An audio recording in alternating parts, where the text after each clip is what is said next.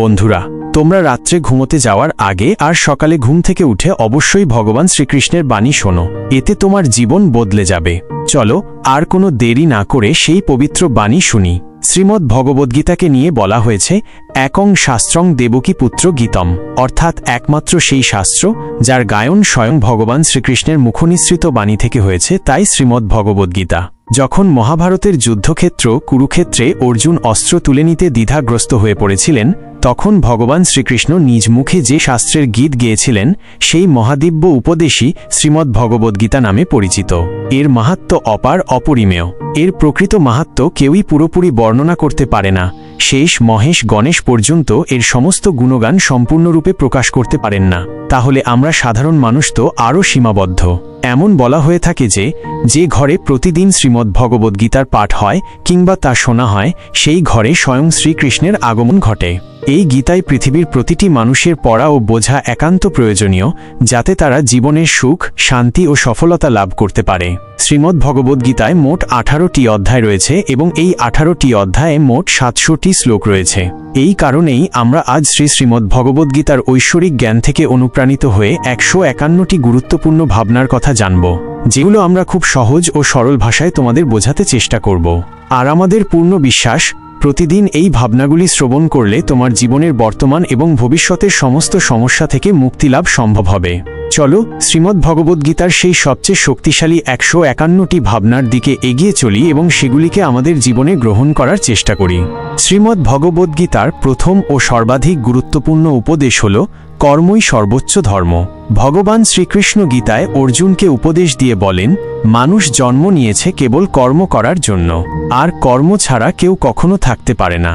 মানুষকে ফলের চিন্তা না করে কেবলমাত্র নিজের কর্তব্য পালনে মনোনিবেশ করা উচিত। সবসময় সৎকর্ম করা উচিত, কারণ কর্ম সেই ফসল যা মানুষকে যেভাবেই হোক কেটে নিতে হবে। যেমন কর্ম হবে ঠিক তেমনি তার ফলও হবে। কর্মের হিসাব খুব সহজ। ভালো করো, ভালো ফল পাবে। খারাপ করো, খারাপ ফল পাবে। মানুষ যে রূপে ঈশ্বরকে স্মরণ করে, ঈশ্বরও তাকে সেই রূপেই দর্শন দেন। নিজের শক্তিকে দুশ্চিন্তায় ব্যয় না করে সমস্যার সমাধান খুঁজতে ব্যবহার করাটাই বুদ্ধিমানের কাজ। অসৎ জিনিস দেখা আর শোনা থেকেই আসলে অসত্যার শুরু হয়। যে মানুষ এই মূল্যবান মানব জীবন পেয়েও ঈশ্বরের নাম কীর্তন করে না, সে দুর্বুদ্ধি মানুষ, যিনি মোক্ষের সিঁড়ি পেয়েও সেটাই চড়ার চেষ্টা করে না।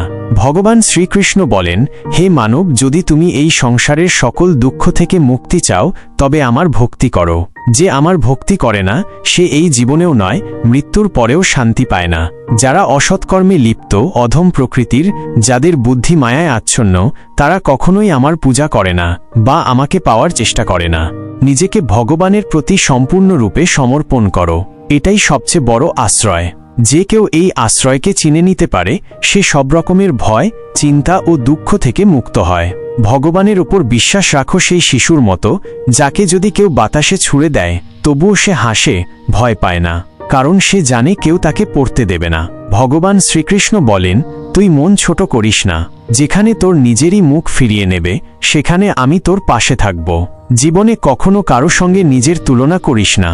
তুই যেমন আছিস তেমনটাই শ্রেষ্ঠ। প্রেরণার সবচেয়ে বড় উৎস হল তোর নিজের ভাবনা। তাই সবসময় ভালো ভাব, বড় ভাব, আর নিজেকে জয় করার জন্য নিজেকেই অনুপ্রাণিত কর। যে দুঃখ ভোগ করে সে ভবিষ্যতে সুখী হতে পারে, কিন্তু যে দুঃখ দেয় সে কখনো সুখী হতে পারে না। তাই নিজের মধ্যে করুণা রাখিস, ক্রোধ নয়, কারণ ফুল তো মেঘের বৃষ্টি নিয়ে খেলে, তার গর্জন নিয়ে নয়। মানুষ যতই মিষ্টি কথা বলুক, যদি সে মিথ্যা হয় তাহলে সে একদিন তোর জন্য বিষ হয়ে উঠবে। আর একজন সত্যবাদী যতই তোর কাছে কঠোর মনে হোক, সে একদিন তোর জীবনের ওষুধ হয়ে উঠবে। ভগবান শ্রীকৃষ্ণ বলেন, মন শান্ত রাখার চেয়ে বড় সম্পদ এই দুনিয়ায় আর কিছু নেই। যে ব্যক্তি নিজের মন শান্ত রাখতে শিখে গেছে, তার চেয়ে ধনী কেউ হতে পারে না। সময় কখনো মানুষের তৈরি পথে চলে না, মানুষকে সময়ের দেখানো পথে চলতে হয়। একেই বলে নিয়তি। জীবন তখনই কঠিন লাগে যখন আমরা নিজের পরিবর্তনের বদলে পরিস্থিতি বদলাতে চাই। সত্য কখনো দাবি করে না যে সে সত্য, কিন্তু মিথ্যে সর্বদা দাবি করে যে শুধুমাত্র সেই সত্য। ভগবান শ্রীকৃষ্ণ বলেন, যেমন আলো অন্ধকারে দীপ্তি দেয়, তেমনি সত্য নিজ আলোয় জ্বলে। তাই মানুষের সর্বদা সত্যের পথেই চলা উচিত। ভগবান বলেন, হে অর্জুন, কি হারিয়ে গেছে যে তুই কাঁদছিস? কি এনেছিলি যা তুই হারিয়ে ফেলেছিস? তুই কি সৃষ্টি করেছিলি যা নষ্ট হয়ে গেছে? তুই যা পেয়েছিস এখান থেকেই পেয়েছিস, যা দিয়েছিস এখানেই দিয়েছিস। যা আজ তোর তা কাল অন্য কারো হয়ে যাবে, কারণ পরিবর্তনই এই জগতের নিয়ম। সময়ের সাথেই জগতের সবকিছু বদলায়, সবকিছুই পরিবর্তনের নিয়ম মেনেই চলে। এই দেহ তোর নয়, তুই এই দেহের মালিক নস। এই শরীর 5টি মৌলিক উপাদান দিয়ে তৈরি: অগ্নি, জল, বায়ু, মাটি আর আকাশ। একদিন এই শরীর সেই পঞ্চতত্ত্বেই বিলীন হয়ে যাবে। এই দুনিয়ায় ভাগ্যের চেয়ে আর সময়ের আগে কিছুই কারোর কপালে জোটে না, আর কোনোদিন জুটবেও না। জীবনে নিজের বাক্য সংযম রাখা খুব জরুরি, কারণ কথার দ্বারা দেওয়া আঘাত কখনোই সহজে সারে না। কৃষ্ণ বলেন, ধর্মের জন্য যুদ্ধ করতে শেখো, অধর্মের কাল হয়ে উঠতে শেখো, আর আপনজনের জন্য ত্যাগ করতে শেখো। সত্য সবসময় জলের উপর তেলের বিন্দুর মতো। যতই মিথ্যের জল ঢালা হোক না কেন, তা সবসময় উপরে ভেসে থাকে। সজ্জন মানুষের উচিত সদা উত্তম আচরণ করা, কারণ সাধারণ মানুষ তাদের পথচিহ্ন অনুসরণ করেই নিজের পথ খোঁজে। যদি কারোর ভালো করতে না পারো তাহলে খারাপও করো না, কারণ এই দুনিয়া দুর্বল হতে পারে, কিন্তু যিনি এই দুনিয়া তৈরি করেছেন তিনি নন। যে ব্যক্তি শ্রীমদ্ ভগবদ্গীতা পড়ে এবং সেই অনুযায়ী জীবন পরিচালনা করে, তার সমস্ত পাপের প্রভাব মুছে যায়। জীবনে আমরা কতটা সঠিক আর কতটা ভুল একথা কেবল দুইজন জানে, এক তো সেই পরমাত্মা, আর দুই আমাদের নিজ অন্তরাত্মা। মৃত্যু একটি অটল সত্য যা কখনোই পরিবর্তন করা যায় না। এই জগৎ সৃষ্টির আদিকাল থেকেই জন্ম মৃত্যুর চক্র চলে আসছে। যেমন একজন মানুষ পুরনো পোশাক ছেড়ে নতুন পোশাক পরিধান করে, তেমনি আত্মাও পুরনো ও নিরর্থক দেহ ত্যাগ করে নতুন দেহ ধারণ করে। এটাই প্রকৃতির নিয়ম। এই সত্যকে গ্রহণ করে ভয় মুক্ত হয়ে বর্তমানকে পূর্ণভাবে বাঁচতে শেখা উচিত। জ্ঞানী মানুষ কখনো মৃতের জন্য শোক করেন না, আবার জীবিতের জন্যও শোক করেন না, কারণ তারা জানেন যে চলে গেছে সে আবার ফিরে আসবে, এবং যে আজ আছে একদিন সেও চলে যাবে। শ্রীকৃষ্ণ বলেন, জীবনে যদি কখনো সুযোগ আসে তবে কাউকে সহায়তা করতে সারথি হও, স্বার্থপর নয়। যেমন একটি প্রদীপ নিজের আলো কম না করেও হাজারো প্রদীপ জ্বালাতে পারে, তেমনি আনন্দ ভাগ করলে তা কখনো কমে না। যার হৃদয় ধর্মে পরিপূর্ণ সে ধর্মের উপদেশ দেয়, আর যে অধর্মে ডুবে থাকে তার উপদেশও অধর্মের হয়। মানুষ দুঃখী হয় এই কারণে নয় যে সে ঈশ্বরে বিশ্বাস করে না, বরং সে ঈশ্বরের কথা শোনে না বলেই দুঃখ পায়। সময় হলে সকল কিছুই মানুষকে প্রাপ্ত হয়, কিন্তু সময়ের আগে কিছু পেতে চাওয়াই দুঃখের মূল কারণ। ক্রোধ হল সেই দরজা যা মানুষকে নরকের পথে নিয়ে যায়। ক্রোধ মানুষের চিত্তকে অশান্ত করে তোলে এবং সেই অস্থিরতায় সে নিজেকেই ক্ষতিগ্রস্ত করে ফেলে। শ্রীকৃষ্ণ বলেন, যতই রাগ আসুক না কেন ক্রোধ থেকে বিরত থাকা উচিত। নিজের মনে শান্ত থাকার চেষ্টা করতে হবে। এই জগতে কেউই নিজে থেকে মহান নয়, তার কর্মই তাকে মহান করে তোলে।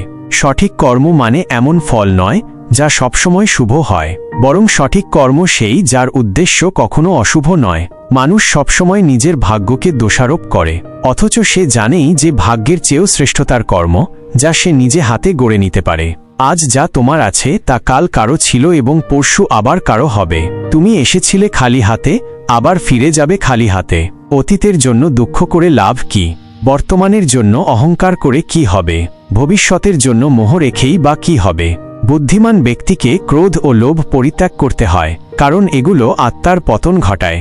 মানুষ হৃদয় থেকে যা দান করতে পারে তা হাত দিয়ে কখনো সম্ভব হয় না, আর যে কিছু না বলেও যা বলে দিতে পারে তা কখনো শব্দ দিয়ে বলা যায় না। মনকে নিয়ন্ত্রণে রাখা ভীষণ প্রয়োজন। মানুষের মন বায়ুর মতো চঞ্চল, এই মনই মানুষকে কামনা বাসনার পথে ভাসিয়ে নিয়ে যায়। তাই জীবনে সফল হতে হলে মনকে আয়ত্তে আনা আবশ্যক। মনকে নিয়ন্ত্রণে রাখলে মস্তিষ্কের শক্তি একাগ্র হয় এবং তা কাজে সফলতা এনে দেয়। গীতার মতে, যে ব্যক্তি নিজের মনকে আয়ত্তে এনেছে সে মন থেকে উদ্ভূত অপ্রয়োজনীয় চিন্তা ও ইচ্ছা থেকেও মুক্ত থাকে এবং নিজের লক্ষ্যে সহজেই পৌঁছে যায়। কিন্তু যদি মনকে আয়ত্তে না আনো, তবে এই মনই তোমার সবচেয়ে বড় শত্রুতে পরিণত হবে।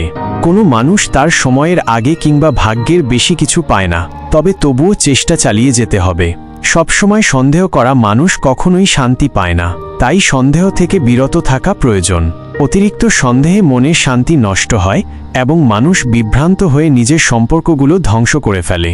দেহের সৌন্দর্য মনকে আকর্ষণ করে, কিন্তু স্বভাবের সৌন্দর্য হৃদয়কে আকর্ষণ করে। তাই মানুষের স্বভাব সবসময় নির্মল হওয়া উচিত। ইতিহাস বলে গতকাল সুখ ছিল, বিজ্ঞান বলে আগামীকাল সুখ আসবে, কিন্তু ধর্ম বলে যদি মন সৎ আর হৃদয় পবিত্র হয় তবে প্রতিদিন সুখ থাকে। কে কি করছে, কেন করছে, কিভাবে করছে, এসব থেকে যত দূরে থাকবে তত বেশি শান্ত থাকবে। শ্রীকৃষ্ণ বলেন, যে ব্যক্তির মধ্যে জ্ঞানের অভাব আছে এবং যার মনে ঈশ্বরের প্রতি বিশ্বাস নেই, সে জীবনে কখনো আনন্দ বা সফলতা লাভ করতে পারে না। ক্ষমা করতে শেখো, নীরব থাকতে শেখো। তুমি এমন এক শক্তিতে পরিণত হবে যার সামনে পাহাড়ও পথ ছেড়ে দেবে। বেশি খুশি হলে বা বেশি দুঃখে থাকলে কোনো সিদ্ধান্ত নেওয়া উচিত নয়, কারণ এই দুই অবস্থায় মানুষ কখনো সঠিক সিদ্ধান্ত নিতে পারে না। কান বলেন, যখনই এই পৃথিবীতে পাপ, অহংকার ও অধর্ম বৃদ্ধি পাবে তখনই আমি তার বিনাশ করতে এবং পুনরায় ধর্ম প্রতিষ্ঠা করতে অবতার গ্রহণ করব। যারা আত্মিকভাবে জাগ্রত তাদের পথ হচ্ছে নিঃস্বার্থ কর্মের। যারা ঈশ্বরের সঙ্গে যুক্ত তাদের পথ স্থিরতা ও শান্তির। মোহই পতনের কারণ। মানুষের সমস্ত দুঃখের মূল হচ্ছে তার মোহ। যত বেশি মোহ করবে তত বেশি কষ্ট পাবে। পশ্চাতাপ অতীতকে পাল্টাতে পারে না এবং চিন্তা ভবিষ্যৎকে গড়তে পারে না। তাই বর্তমানেই সুখ, তাই জীবনের আসল আনন্দ। মানব কল্যাণ হল গীতার মূল উদ্দেশ্য। তাই নিজের কর্তব্য পালন করতে গিয়ে মানুষের মঙ্গলকেই প্রাধান্য দেওয়া উচিত। হে অর্জুন, যে ব্যক্তি আমার অলৌকিক জন্ম ও কর্মকে সত্যভাবে উপলব্ধি করে সে দেহত্যাগের পর পুনর্জন্ম নেয় না এবং আমার পরম ধামে পৌঁছে যায়। যে ব্যক্তি সমস্ত ইচ্ছাকে ত্যাগ করে, সমস্ত আবেগ থেকে মুক্ত হয়ে যায়, সে অপার শান্তি লাভ করে। শ্রীকৃষ্ণ বলেন, যে তোমার পাশে থাকে তার পাশে থাকো, যে তোমাকে ঠকায় তাকে ছেড়ে দাও। যেখানে তোমার সম্মান নেই সেখানে কখনো যেও না, নইলে মানুষ তোমাকে দুর্বল এবং মূর্খ ভাববে। যেখানে বৃষ্টি নেই সেখানে ফসল শুকিয়ে যায়, আর যেখানে সংস্কার নেই সেখানে ভাগ্য শুকিয়ে যায়। ঈশ্বর আমাদের যা কিছু দিয়েছেন সেটাই আমাদের জন্য যথেষ্ট এবং সেটাই চিরন্তন সত্য। সংযম, সদাচার, স্নেহ এবং সেবা, এই গুণগুলো সত্যসঙ্গ ছাড়া আসে না। ঈশ্বরের প্রতি প্রার্থনা মানুষকে পরিস্থিতি বা ভাগ্য বদলাবে কিনা সেটা নিশ্চিত নয়, কিন্তু সেই প্রার্থনা মানুষকে অন্তর থেকে বদলায়, তার চরিত্রে পরিবর্তন আনে। যে সমস্ত মানুষ বলে যে তাদের সময় নেই, প্রকৃতপক্ষে তাদের ঘনিষ্ঠ সম্পর্কের তালিকায় তোমার নামটাই নেই। কথা এতটাই মধুর হওয়া উচিত যাতে যদি কোনোদিন তা ফিরিয়ে নিতে হয় তবু কখনো তেতো না লাগে। নিজের মধ্যে সামান্য আত্মসম্মান থাকা প্রয়োজন, না হলে মানুষ তোমাকে সেখানেও দমন করার চেষ্টা করবে যেখানে তোমার অধিকার থাকা উচিত। যতক্ষণ না তুমি নিজেকে হার মানাও ততক্ষণ দুনিয়ার কোনো শক্তিই তোমায় হারাতে পারে না।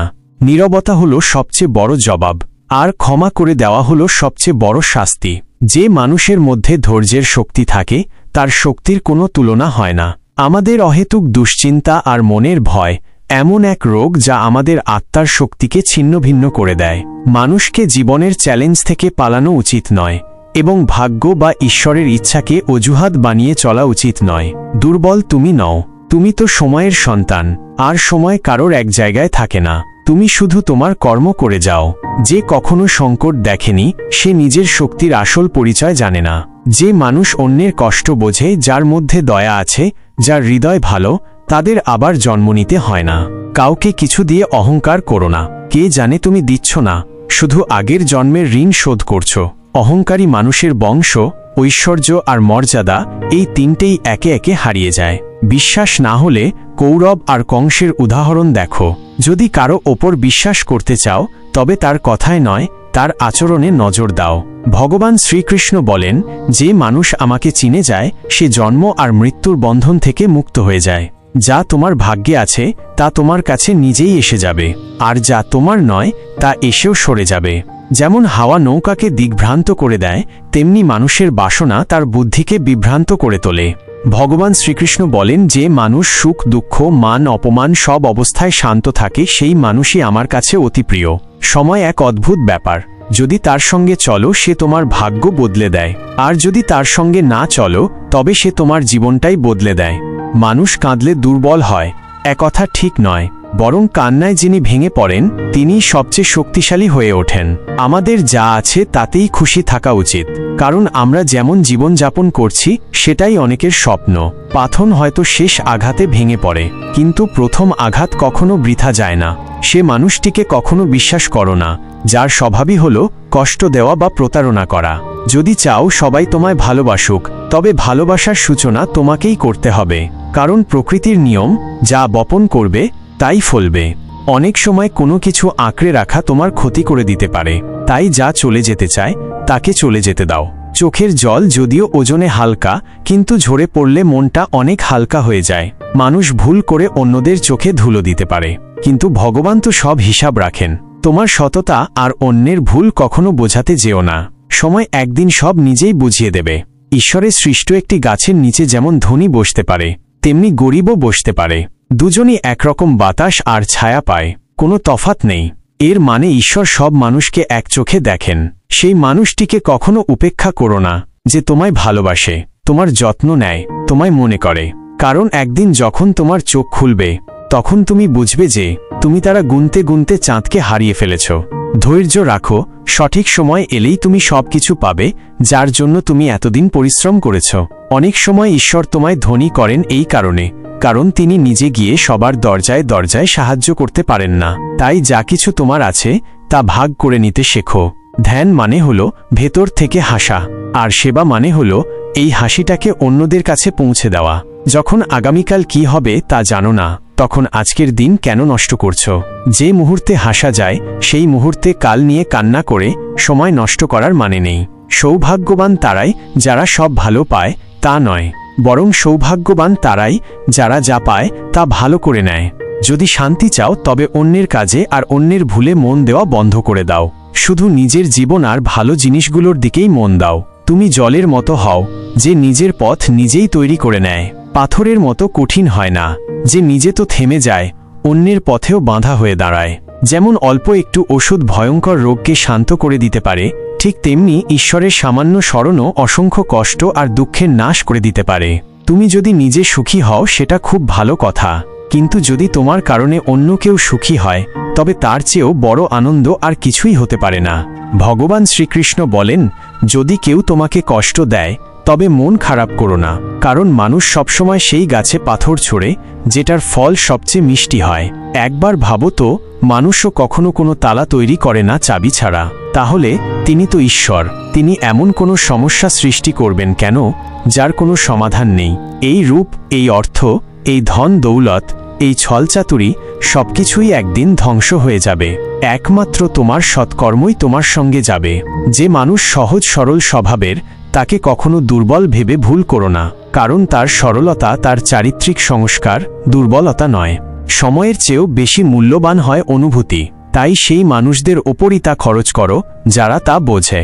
যে সত্য কথা বলে আর সঠিক পথে চলে সেই মানুষই অধিকাংশ সময় এই পৃথিবীতে তিক্ত মনে হয়। কারো প্রতি অহংকার করো না, সবাইকে আপন করে মিশে থাকো, সে তোমার আত্মীয় হোক কিংবা বন্ধু। আঘাত শুধু শরীরে লাগলেই টের পাওয়া যায় না, আত্মায় লাগলে তার বেদনা আরও গভীর হয়, আরও তীব্র হয়। যে দান কোনো শর্ত ছাড়া কর্তব্য হিসেবে নিঃস্বার্থভাবে কাউকে দেওয়া হয় সেটাই প্রকৃত দান। নিন্দার ভয় পেয়ে কখনো তোমার লক্ষ্য থেকে মুখ ফিরিও না, কারণ লক্ষ্য পূরণ হলেই নিন্দুকদের মতো পাল্টে যায়। যদি তুমি কাউকে একবার ক্ষমা করো তাহলে তুমি বুদ্ধিমান, যদি দ্বিতীয়বার ক্ষমা করো তাহলে তুমি হৃদয়বান, কিন্তু যদি তৃতীয়বারও তাকে ক্ষমা করো তাহলে তুমি এই দুনিয়ার সবচেয়ে বড় মূর্খ। জীবনের সবচেয়ে দামি জিনিস হলো তোমার বর্তমান। একবার সেটা চলে গেলে পৃথিবীর সমস্ত ধন সম্পদ দিয়েও আর তা কেনা সম্ভব নয়। শ্রীকৃষ্ণ বলেন, মানুষ চাইলে তার জীবন খুব সহজভাবে কাটাতে পারে, কিন্তু সে তা করতে পারে না। সে সারাক্ষণ দুশ্চিন্তায় ডুবে থাকে, সে অতীতের কথা ভেবে কষ্ট পায়, সে মৃত্যুকে ভয় পায়। সে জীবনে যেমন ঠিকঠাকভাবে বাঁচতে পারে না, মৃত্যুকেও ঠিকভাবে গ্রহণ করতে পারে না। শ্রীকৃষ্ণ বলেন, তোমার অতীত আমি পাল্টাতে পারি না, কিন্তু তোমার বর্তমান যদি তুমি সৎভাবে বাঁচো তাহলে তোমার ভবিষ্যৎ আমি নিশ্চিতভাবে উজ্জ্বল করে তুলব। ঈশ্বরের কাছে কিছু চেয়ে না পেলে অভিমান করো না, কারণ ঈশ্বর কখনো সেটা দেন না যা তোমার কাছে ভালো লাগে, বরং তিনি সেটাই দেন যা সত্যিকারের ভালো তোমার জন্য। যেমন সমুদ্র পার হতে হলে নৌকাই একমাত্র উপায়, তেমনি স্বর্গে পৌঁছানোর একমাত্র সোপান হল সত্য। আমরা কিছু না বললেও তিনি শুনে নেন, তাই তার নাম পরমাত্মা। আর তিনি কিছু না বললেও আমরা যদি অনুভব করতে পারি সেটাই শ্রদ্ধা। কান বলেন, আমি এই পৃথিবীর মাটির কোমল গন্ধ, আমি আগুনের তাপ, আমি সব জীবের প্রাণ, আর সন্ন্যাসীদের আত্মসংযমও আমি। ভগবান শ্রীকৃষ্ণ বলেন, যে ব্যক্তি মৃত্যুর সময় আমায় স্মরণ করে শরীর ত্যাগ করে সে আমার চিরন্তন ধামে পৌঁছায়। হে মানব, যদি তুমি সংসারের সব দুঃখ থেকে মুক্তি পেতে চাও তবে আমার ভক্তি করো। যে আমার ভক্তি করে না সে এই জীবনেও শান্তি পায় না, না মৃত্যুর পর। ভগবান বলেন, যে ব্যক্তি গীতার এই গূঢ় জ্ঞানকে ভক্তদের মাঝে পৌঁছে দেয়, তাদের মধ্যে প্রচার করে, সে আমার অত্যন্ত প্রিয় হয়। যেমন এই জ্ঞানের মাধ্যম আমরা হয়েছি, তেমনি তুমিও মাধ্যম হও। এই অমূল্য জ্ঞানকে যতটা সম্ভব বেশি মানুষের কাছে পৌঁছে দাও এবং ভগবান শ্রীকৃষ্ণের প্রিয় ভক্ত হয়ে ওঠো। বন্ধুরা, যদি ভগবান শ্রীকৃষ্ণের এই বাণী তোমার ভালো লেগে থাকে তবে মন্তব্যে জয় শ্রী রাধেকৃষ্ণ লিখতেই হবে।